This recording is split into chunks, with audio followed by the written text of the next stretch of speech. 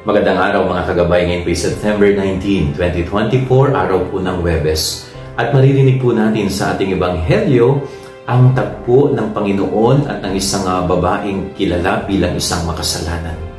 At alam po ninyo, hindi nagdalawang isip ang Diyos na iyakapin muli itong babae na ito na kilala bilang isang makasalanan. At yung pagyakap ng Diyos sa kanya na yon ay naging daan ng kanyang pagbabagong buhay. So very beautiful example and a reminder sa atin ni Jesus na tayo bilang mga tao, mga makasalanan, mga mahihina, palaging nadadapa dahil sa ating karupukan at kahinaan. Ang Diyos hindi po nangingiwi na tayo ay tanggapin muli. Ang Diyos hindi po nagsasawa na tayo ay kupkupin at yakapin muli.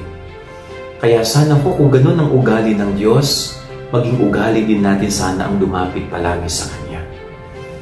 Pag tayo'y lumalapit sa Diyos, pabaguhin niya ang ating buhay. Yan ang ating gabay aral ngayong maghapon. God bless po sa inyo lahat. Pagpalain kayo ng Panginoon.